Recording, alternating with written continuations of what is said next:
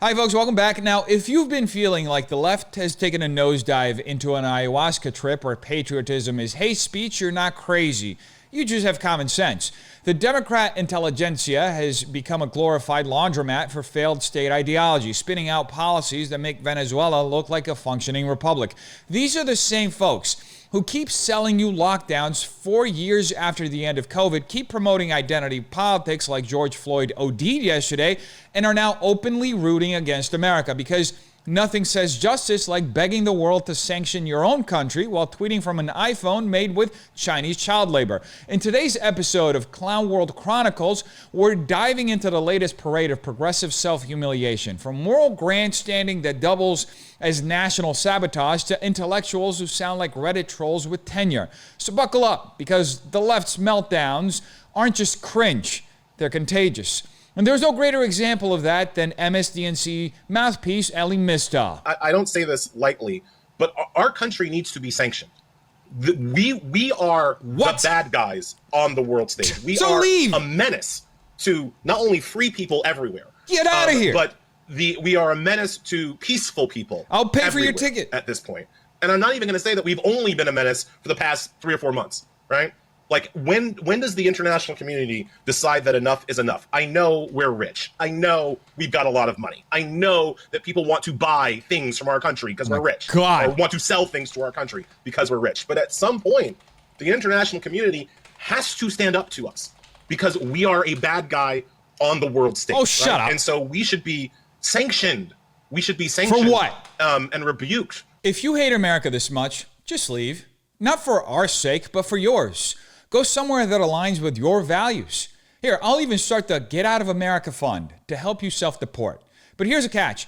You have to renounce your American citizenship, and you can't crawl back when things inevitably don't work. And by the way, when you do leave, no luxury exile in France or Rosie O'Donnell-style vacations in Ireland. Go live somewhere outside of the West. I mean, you want America sanctioned, right? So go try life in one of the countries that currently are sanctioned, like Iran, and learn firsthand why they've been sanctioned in the first place.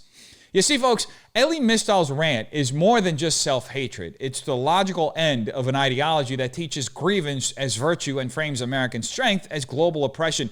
This is the fruit of decades of institutional rot, academia that follows a Paulo Freire theory of training activists instead of thinkers, media that rewards outrage, not truth, and a ruling class that profits from undermining the country it leads. The fact that statements like this are published, platformed, and applauded reveals how deeply the rot runs. The American left has gone from questioning power to despising the very nation that gave them power in the first place. And now, with global enemies circling, the loudest voices in our culture think the real threat is us.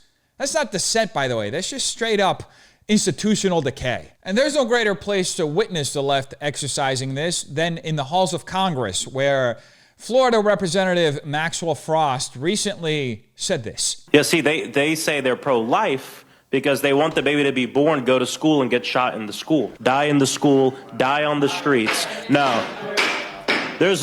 That is what they say. I moved to strike his words. Gone over. We were going to be quiet, but you've gone over now. We are going to strike your words. But on the other hand, it might be good to leave your words. Might be good to leave your words, because that's how you feel. But you are not going to come into this room and impugn our integrity. You will not. We are pro-life people. From conception to natural death, most of us are. Don't you come in here and say, we want to preserve life so people can get shot. That's what I've seen. Are you through, Ms. Ledger-Fernandez? I hope so. We need McCarthyism back. Not the paranoia, but the clarity. We need to confront and cleanse our institutions of the Marxist rot that now passes for moral leadership. See, when a sitting Democrat like Maxwell Frost says Republicans only want babies born so they can get shot in schools or die on the streets, he's not just building a straw man, he's not just grandstanding, he's exposing the total moral collapse of the Democrat Party. This isn't about gun policy or saving lives, by the way. It's about weaponizing trauma, demonizing political opponents, and reducing every human tragedy to a soundbite for social media applause. Frost's rant is a product of a generation taught that outrage is evidence and that America is completely irredeemable. It's the fruit of activist academia, corporate media echo chambers, and a party that's replaced serious thought with emotional manipulation to no end. They scream about democracy, screech about it, then slander half the country as murderers. This is the left's new identity, by the way. Not builders, not debaters, just professional accusers, loud with nothing to say. And we know exactly who the accusers are on the side of. So for anybody who's not clear yet, this goes far beyond political, cultural, and societal warfare.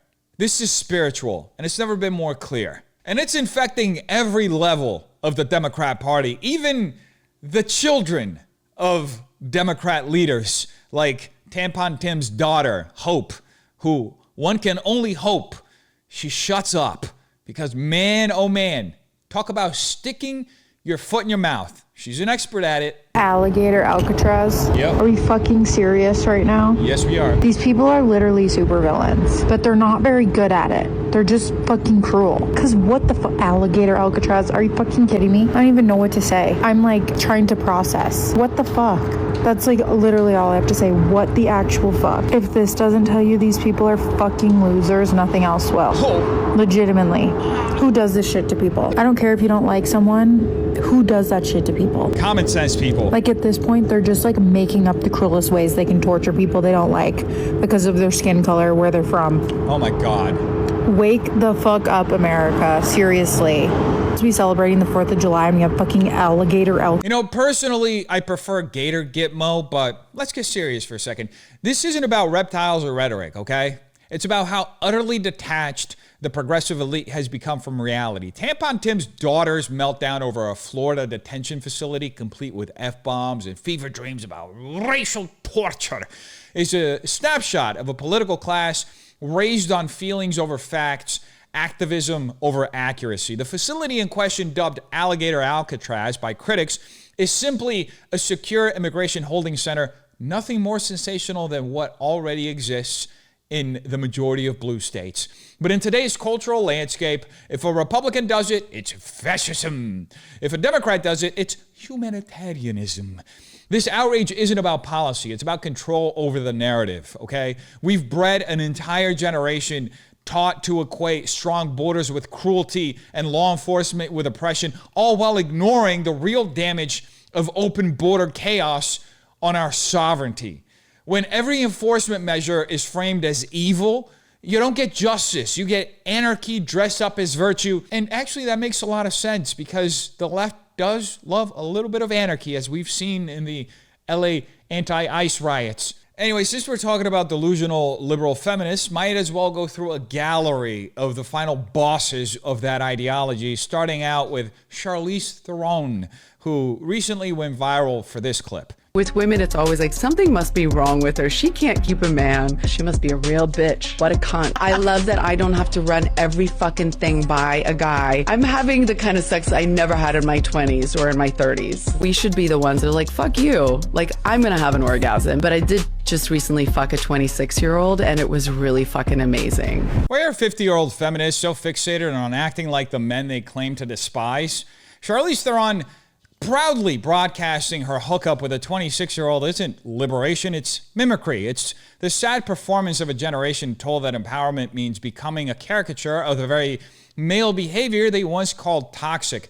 This is the end result of a culture that replaced virtue with validation, where aging isn't met with grace or wisdom, but with Instagram bravado and casual vulgarity.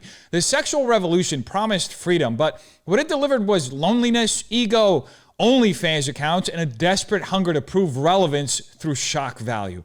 And notice the hypocrisy. If a 49-year-old male actor boasted about sleeping with someone half his age, he'd be crucified by the very crowd now applauding Charlize Theron. But in today's media echo chamber, self-destructive choices are rebranded as feminist milestones because the only real sin is breaking from the narrative. And as we move right along on our gallery of liberal white feminists, we arrive at the most retarded one, Lily Allen. Abortions, I've had a few, but then again, I can't remember exactly how many. What, really? Yeah. Why didn't this come up in last week's episode where we were just talking about abortions? Because I was just letting you run with it. Reveal everything. I can't remember, yeah. I think maybe like, I want to say 4 or 5. Yeah, I've had about 5 too. Lily, I'm so happy I can say that and you can say it and no one came to shoot us down. Yeah, no one came to shoot you down now, but if you think this won't be accounted for, I truly hope you enjoy your afterlife. See, Lily Allen laughing about losing track of how many babies she's murdered, 4 or 5, who's counting, isn't just dark humor. It's a symptom of a culture that has so thoroughly dehumanized life that casual death becomes cocktail banter. This isn't empowerment, by the way. It's emptiness parading as freedom. The left sold abortion as a tragic necessity, saying safe, legal, and rare. Remember that? But now it's a punchline on a podcast. That shift didn't happen overnight, by the way. It came from decades of moral erosion in media, academia, and a type of feminist orthodoxy that treats motherhood as oppression and consequence-free sex as the only salvation to that. We're watching the end result right here play out right in front of our eyes. A society that celebrates the destruction of life as self-expression, as empowerment, where remorse is weakness and reverence for the unborn is hate speech. By the way, I don't think I have to tell you, this isn't progress.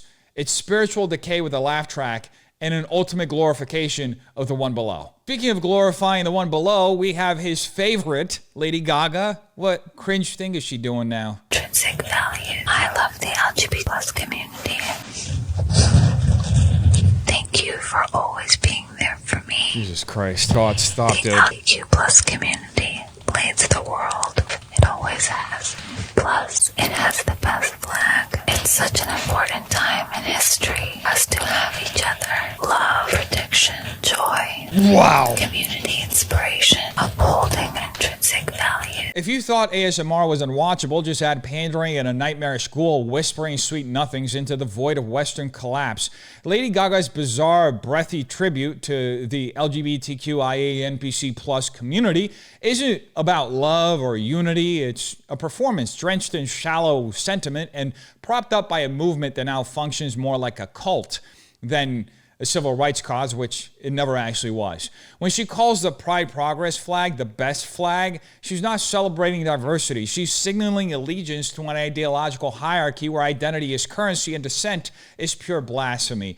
This was never about protecting marginalized people, by the way. It's always been evident that it's never been about that. It was about enforcing a belief system that has infiltrated media, education, corporate HR departments, and pop culture with a purely theological fervor. They've stolen the rainbow and made it their altar, and celebrities their priests. And in this church, silence isn't just violence.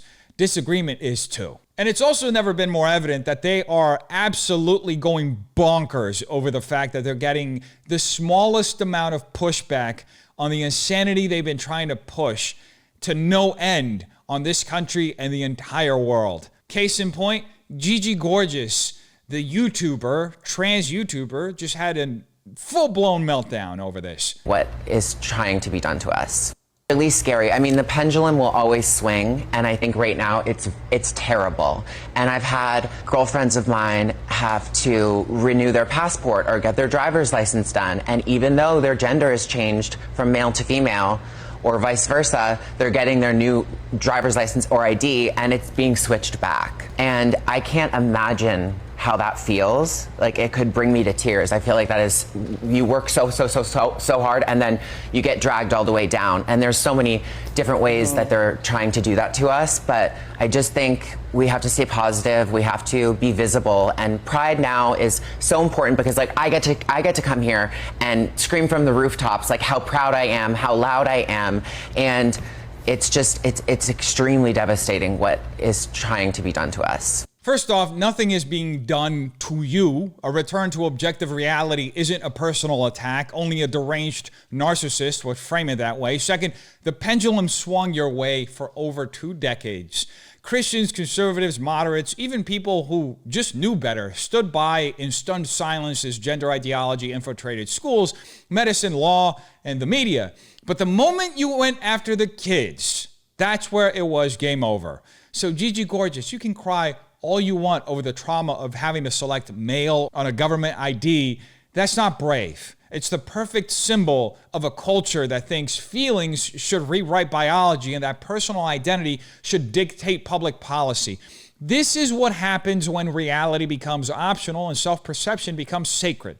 We're not watching civil rights being rolled back. Just to be clear, we're watching society slowly sober up from a decade-long delusion, and the loudest screams aren't from the oppressed.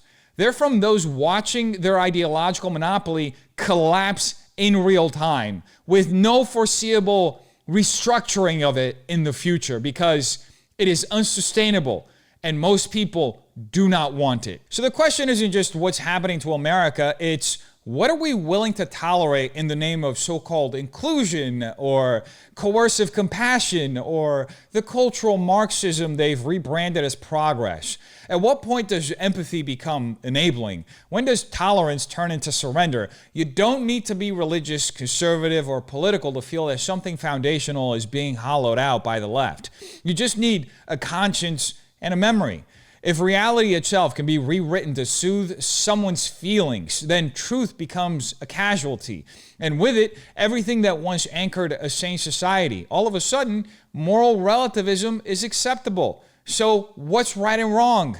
You got to look at the one above, because the louder the culture demands your silence, the more urgently you need to ask, whose voice are you really listening to? And what do they gain by getting you to stop listening to the one above? You tell me what you think in the comments down below. Hope you have a terrific day. Peace.